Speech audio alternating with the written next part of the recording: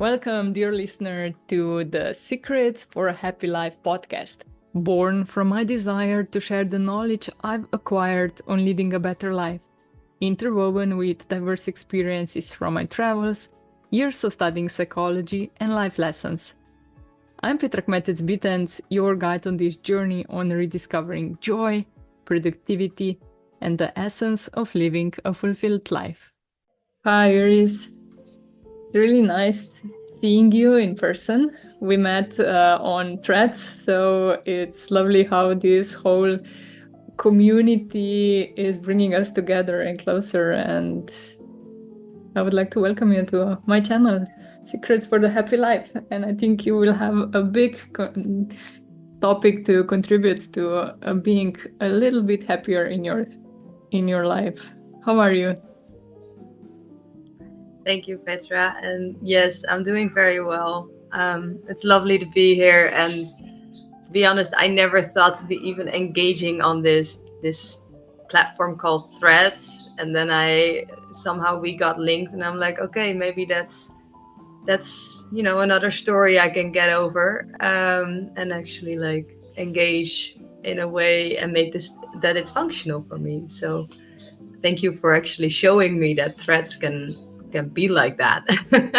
And I'm doing really well. I'm here in Puerto Jimenez, Costa Rica, which is in the Osa Peninsula, home to 2.5% of the Earth's biodiversity.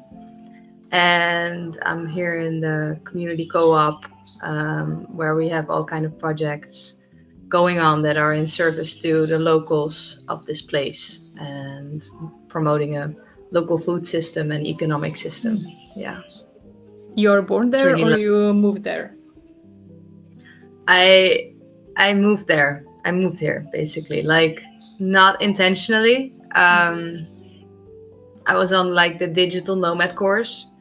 I had figured out how to liberate myself from like a 9-to-5 structure, and I was like, yeah, this is cool. And then at one point, I actually realized that I got a bit like anxious around not necessarily contributing that much with my hands to a place, but more just like, sliding my credit card to and through the machine every time if I wanted to do something. And I was like, but with all the skills and the gifts that I have, I should be able to do more. And I knew this platform called Workaway. So through Workaway, I arrived here for first 1 week, and the rest is kind of history. That is 2.5 years ago. But yeah,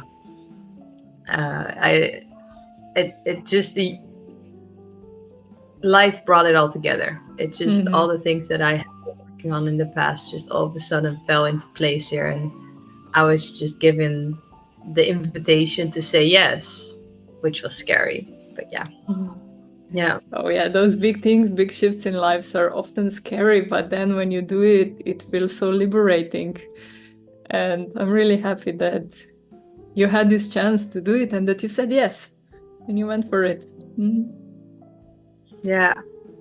Yeah, but that's, as you probably know too, it's an interesting feeling to take that leap, right? It's almost standing on the edge of the cliff and just, knowing that you will survive, but not sure necessarily how, and that you choose to jump. Yeah.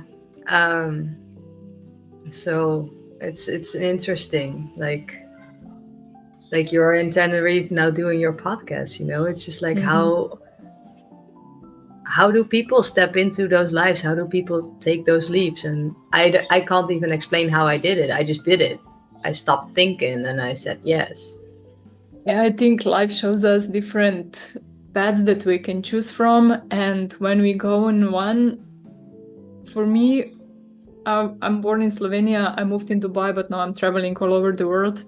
It was also like this taking a leap of faith and just go into unknown and not knowing what to do. But I think when you are in the process, when you trust your life, that you trust that the universe is supporting you and that you know that you are capable of do everything that life throws at you, then I think you are on the right path. No matter where you are, where you end up, you know that you have the ability to cope with everything. And I think this is the right way. This is also the abundance mindset.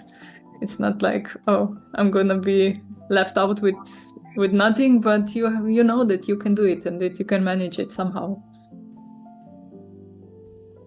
Yeah.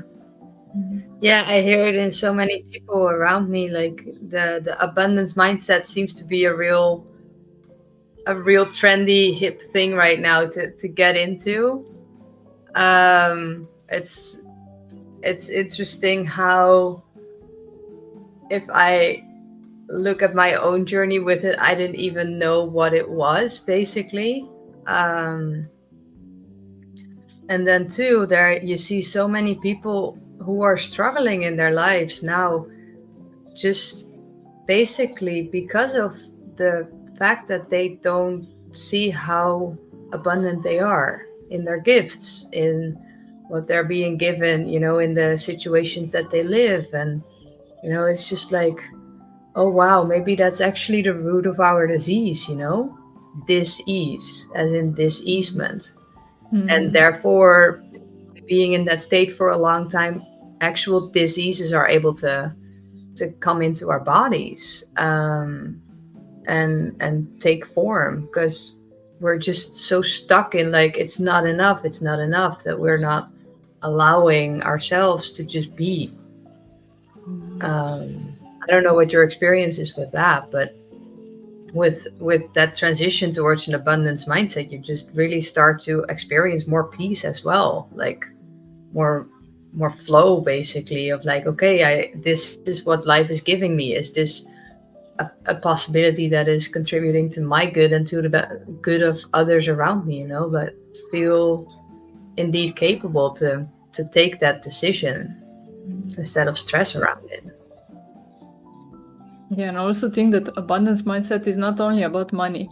It's also seeing that there is abundance everywhere around you. So the trees have a lot of leaves, and we have a lot of, in some regions, a lot of rain, some not so much, but there is abundance all around us. And also we have really abundant thought process. So it's interesting to explore this and to see that it's not so okay. And what I wanted to say is, if I breathe the air here, you still have your own breath, air there.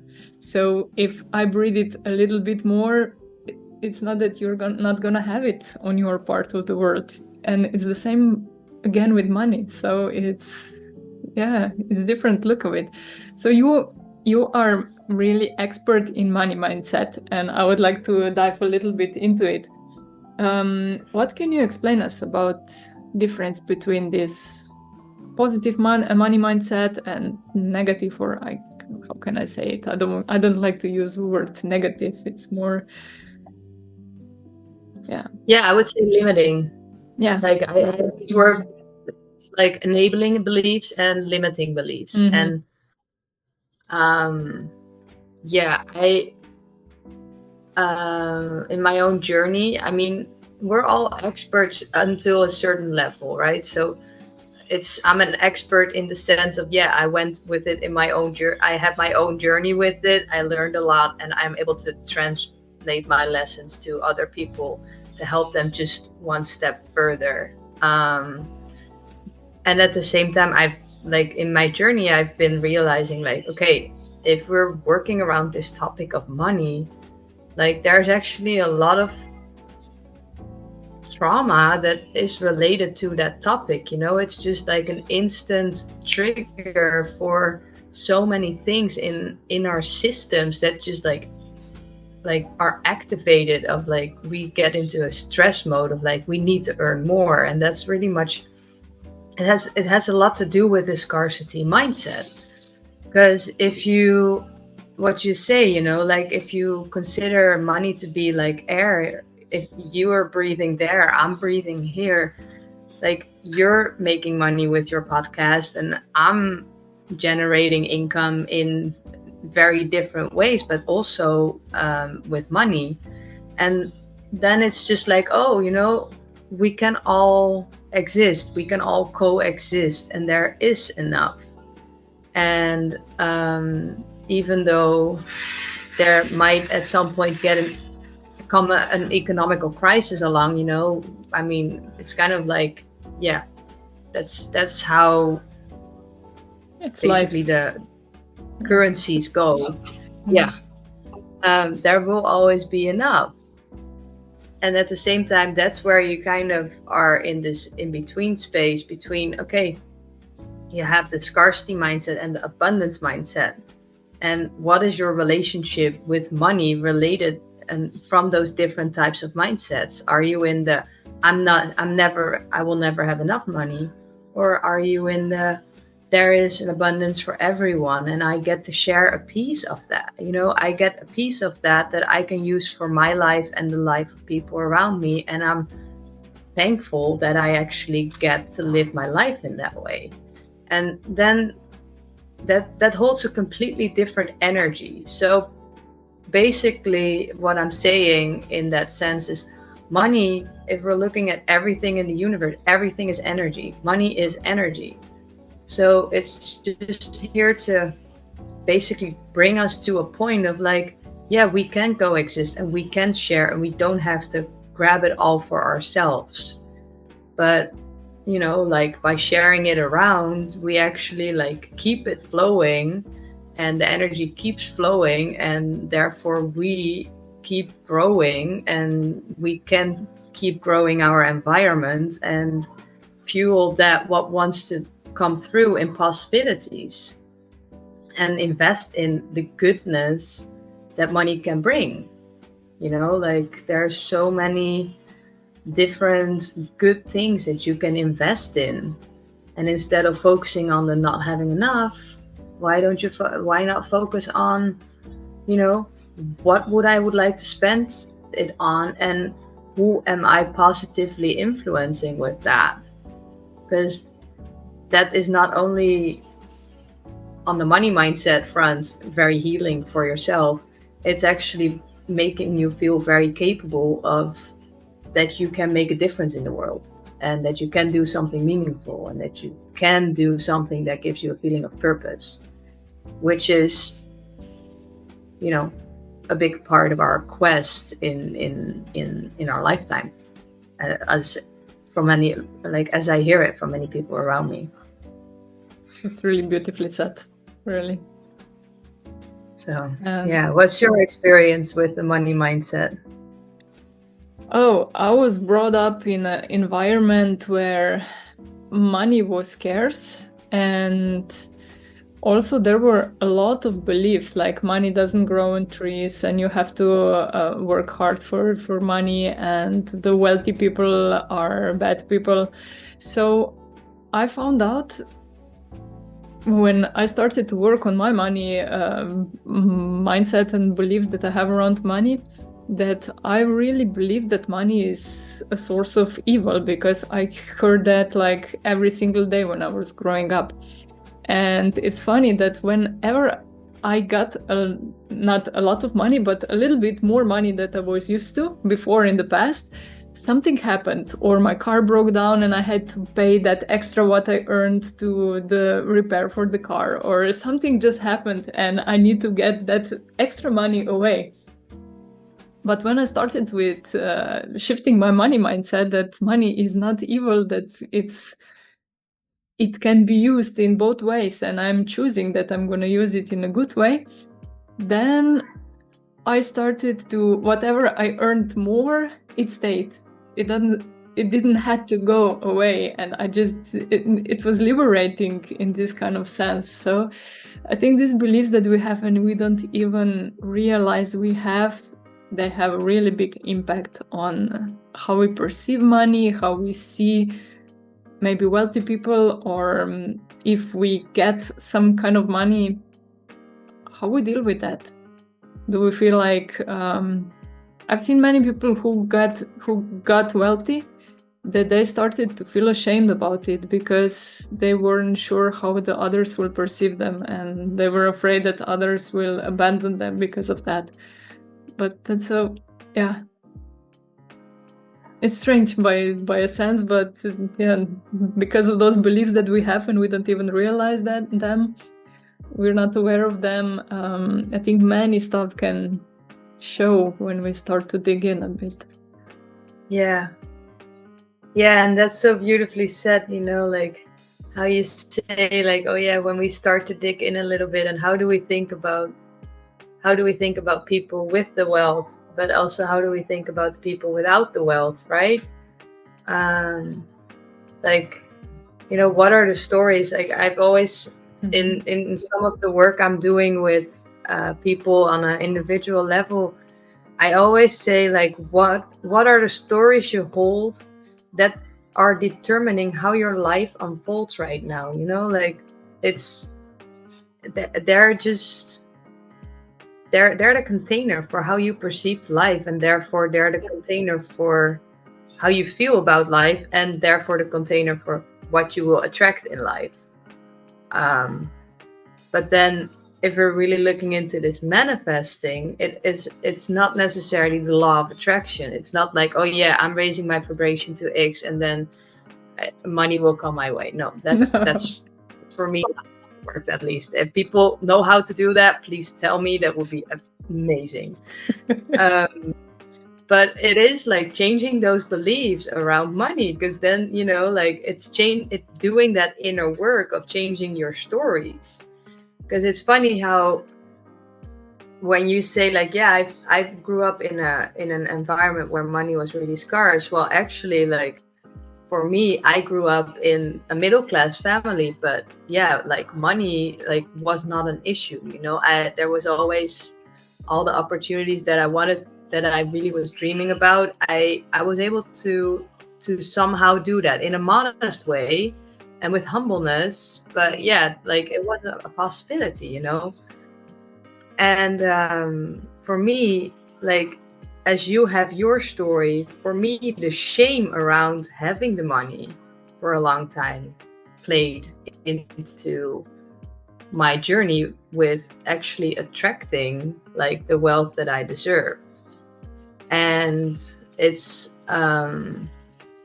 there are just a couple of core wounds that we as humans apparently have to deal with in our lives. There are like 5, and shame is one of them, and guilt is another one. What are other two? And it's abandonment is one. And then the other 2 I need to look up, because I haven't really worked with them in the last couple of months. But it's interesting if you really look at those wounds, like all the stories that we're holding can be connected to one of those wounds, which are basically like core needs, like in the end of like acknowledgement of self. And if you then come to that point of like, okay, I want to manifest a different life, I really want to change my story, then that asks you to go to the root. And usually you come at one of these 5 wounds. And then if you get to like all the stories that you're holding around that wound, and you're like, oh, but maybe I, like you said, like you can change your mindset around that and allow yourself to feel certain things, and allow yourself to dream again, and allow yourself to take that really weird leap of faith that no one ever will understand, but you just somehow feel like you need to do. Like those are the core things that have worked for me to kind of like, yeah, really shift my life around. So yeah, it's interesting how that part of manifestation of a different type of life, of a different type of thinking, of a different mindset, really actually has to do with putting your hands with your words and doing it. Like it's manifesto, which is like a party of hands. That's what the word is coming from. So yeah, if you then talk about money mindset and abundance, there's a lot of work to do. But that's what a lot of people are not necessarily like saying, right? It's like, oh yeah, let's do it in the high vibe super nice way, but not actually saying that in order to get there, you kind of need to go through a lot of mud in order to turn that into a compost pile that is fertility, like that brings the fertility for your seeds that you're growing. Yeah, that's true. How do you start with people when you work with them on individual level? Where do you start? What do you teach them? Like, how do they, if they don't see it yet, what are those shifts that they make them help see that there is abundance around us?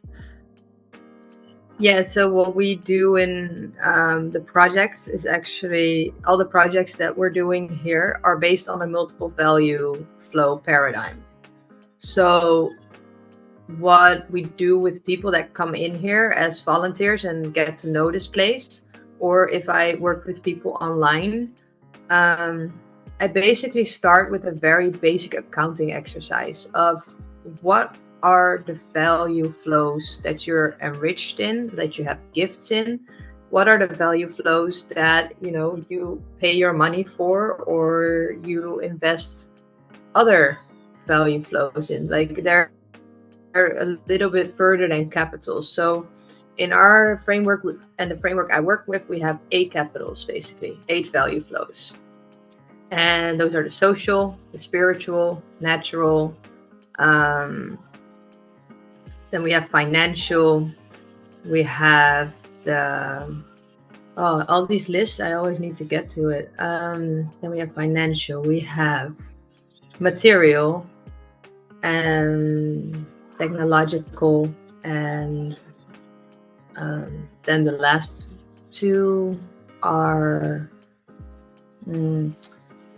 I don't know. I think it's good if I just put the link down. I send you the link and we go on it. Because it's really interesting actually, because they're based on the permaculture principles. So they're actually rooted in the soil. So whatever we're doing here and whatever I'm doing is really earth based, because I'm like, we're from this earth, and if we like only work on things in our minds, then that doesn't work. So we need to have our roots, So I start actually with a basic accounting exercise, like what are you enriched with, and what do you need to like acquire for yourself in order to have this balance in these capitals. And that usually opens up the world to them, because they're like, wow, I'm actually really rich, like especially in social capital is something, or social value is something that we really don't honor that much. Our networks, our the connections that we have with people, or the material values that we have, like how many people, like myself included in the past, it's just like, how much material do we have that we can repurpose, reuse, like be smart with that. And basically I help them to kind of start seeing how you can decrease your amount of financial expenditures without necessarily having to increase your financial income to suffice yourself and your livelihood, but how you can, like work all the different value flows in an alternative economic way, basically alternative exchange, to start balancing out these values that we're all enriched with, but that are very much in a disbalance right now. So that is actually really practical what we're doing there. We're just making an assessment of the livelihood. What are you spending on, and what things are you able to, replace with alternative exchange ways, or like go to a second-hand shop, or maybe a garage sale or something for materials that can work there, or see if anyone in your environment has an abundance of that material or of this or of that, in order for you to do. And then all of a sudden, like the money thing starts to become a lot less. So that voice that's saying, oh, I don't have enough, starts to quiet down, because it's like, oh yeah, I actually realized that I can do a whole lot more than just, you know, putting my credit card in the machine and pay for things in order to make my life happen. And that's really beautiful, actually, because then somehow you just already see people coming into this space of more peace, of like, oh yeah, I can do it like this. And I can share hands-on examples of how I did it when I was in the city, because that's where my journey started. So that's how I start working with people. Yeah. And then from there we move into, okay, what are the stories that you hold around yourself, basically? And that's when really the inner work part starts. And see what comes up there. And then, see which modalities resonate with a person to work with. Is it NLP? Is it like the EFT, the emotional freedom tapping? Is it shamanic work that I perform? Is it more energetic work such as Reiki? Like the whole spectrum of different things, basically. So you're doing also a lot with music. Yeah, I apply a lot of music in that. Yeah. Yeah. Because if you're looking from it as in an energetic way, music connects. So through music, I'm able to connect with that person on a deeper level. And it's more soul level, right? It's not so mental, it's more soul level. Soul, yeah. And sometimes and specific songs can really like penetrate on that level that goes beyond the mind. And especially if you play that in particular frequencies, like I do on the guitar, then yeah, that it helps to strengthen the process. It's not the solution for everything, but yeah, it helps to strengthen the process from time to time and get people out of their head. But basically just do some rewiring on a very deep level that is below their, like, that's in their subconscious. But in the end, if any, like, everything is energy, everything is a frequency. And if you are able to rebalance the frequencies on particular levels in the body, then that just might strengthen the process of like releasing the story, like, or getting through a blockage, or releasing an emotion that has been stuck around money, for example. How many people are not so sad when you really do the work around money? I don't know, what's your experience with that? I don't work so much around money mindset. I work more with beliefs, but yeah, it's not one solution for everybody. And I think when we go beyond what is in our stories, what is in our minds, and go to connect with the body, we can get such a beautiful answers. And I think the body has a lot of wisdom and stored energy, and when you release that energy that is stored in your body, and you can do it through music, you can do it through different modalities, I think this is where this healing changes starts. And it can be around money, it can be around relationship, around self-worth. It doesn't matter in the end. It's just what it matters is that we are in the flow again. That's my experience with people. And when you release the grip, then they are happier and they like themselves more. And I think this is the ultimate reward for me also. It's not only with the money, but also when I see people, they are happy and they can live a better life afterwards. Yeah. And what kind of modalities do you apply in those? Do you have a favorite one that you like to work with?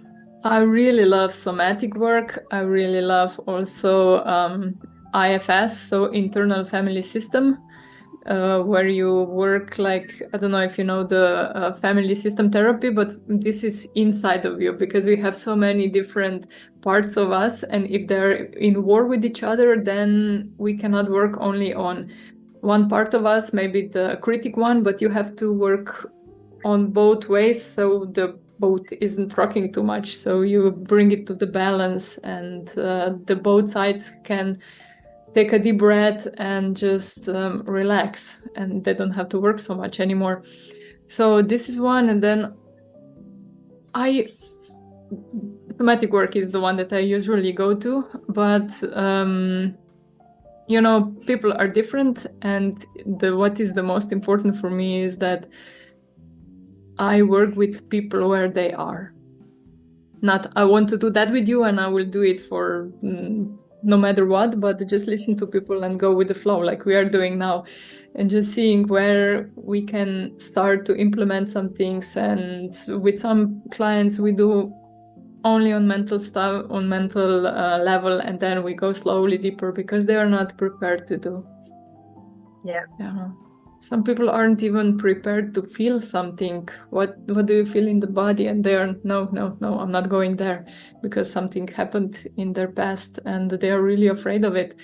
So yeah, it's different. It's really different for everybody. But yeah, and I think for me there is such a profound wisdom that can be found in the body when you allow yourself to feel. And it's just like, if your program is not necessarily, telling you to allow yourself to feel and, dive into that, then that can already be a very scary thing to do, because you don't know, you don't know what kind of gate you're opening up. And then it's almost scary, because what if you start screaming all of a sudden, and then there's another belief around screaming, how we cannot scream in society.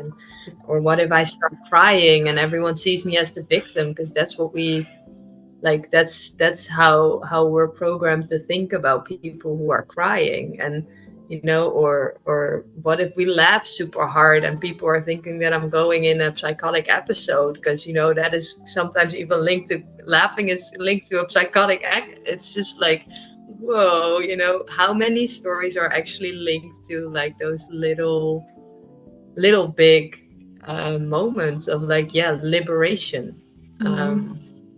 But then when that starts flowing, that resonates a lot. Like, that's the biggest gift for me too, just to see people walk out of the door again, and that you just feel, all right, there is a different person walking out of that door than that came in.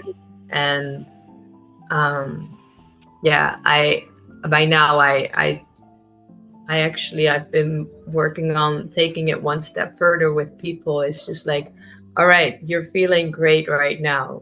And now, when you're in this state, let's dream together about what is this more beautiful world that our hearts are dreaming of. Like, because in our hearts, we all hold the same dream. Like, I've talked to so many people about, hey, what's your dream? Like, what's your dream for this planet? What would you share with future generations? And it was all related to, everything will be all right. I just want more peace. I want more harmony. I want more connection. I want a sense of belonging. It's all about like, what is our place as humans on this earth? Kind of that existential question around, at least that's what's been coming up around me. And that's what I've been seeing in the past too, as walking the path of a sustainability consultant and leadership development coach, kind of style. And that's just a very interesting one, because if people are then glowing and in that space of expansion basically, and liberation and flow, then all of a sudden their dream comes out, and it's just like, all right, but there it is, like, all right, go for that. Like what you said about when you read the book of Arnold Schwarzenegger, who said, go for it and do it. And it's just like, yeah, But then, getting over that, then the next hurdle arrives, which is like, okay, and how do I do it then? So often in the work that I'm doing with people, it's then coming like in the next part of the journey that we're on together. It's just like, okay, like how do we sense and how do we see, like how do we become basically aware of what are the possibilities that are inviting us to step into that dream even more, as those humans on Earth, and manifest that life here, which for some actually is already here. Yeah. And I think people don't even realize what is possible, because we live in our own bubble and we don't see much further out. We can dream, but we don't usually, what we dream are really small dreams in comparison what is possible. So it's huge work that you are doing and showing them they can fly and dream, and actually then also realizing those dreams and making them reality. Yeah, and I think a lot of people who are following their dreams, like you too, like we're all part of this crew.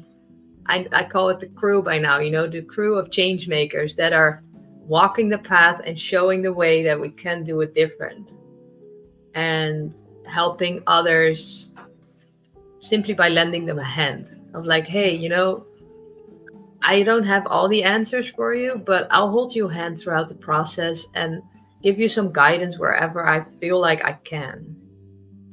But like, be really clear around that. Yes, people need to walk this path on their own, but this world of making your dreams come true is possible. It's here.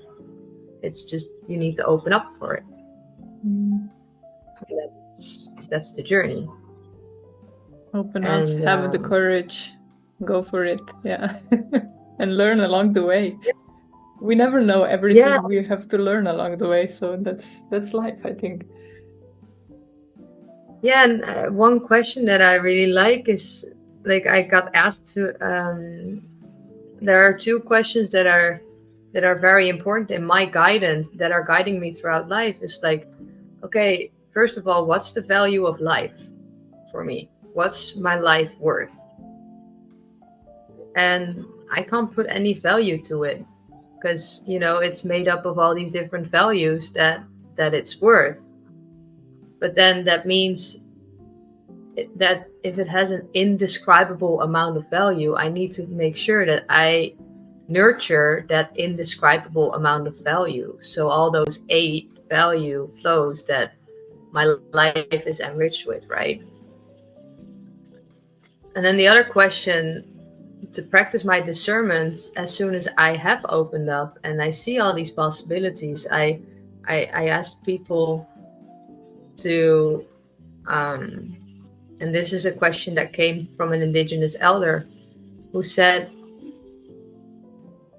if we're talking about all the things that we can do on planet Earth, and we are deciding upon the things that we choose based on how much we value it, like, what if we start to see the Earth as our grandmother and start to treat her as the value that your grandmother has to you, because she is your family. So you come from.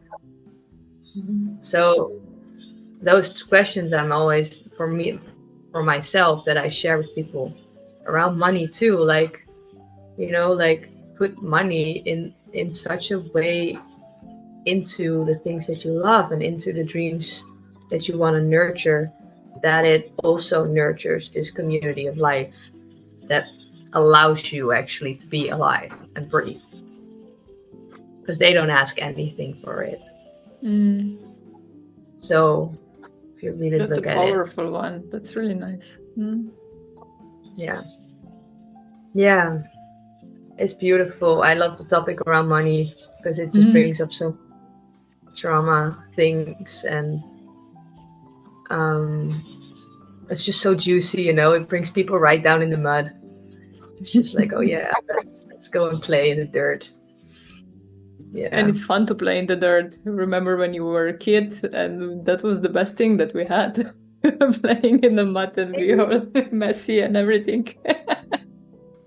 All the kids are just ecstatic when playing in the dirt, and it's just like when we grow up and get older, it's all of a sudden it's dirty. It's just like, what?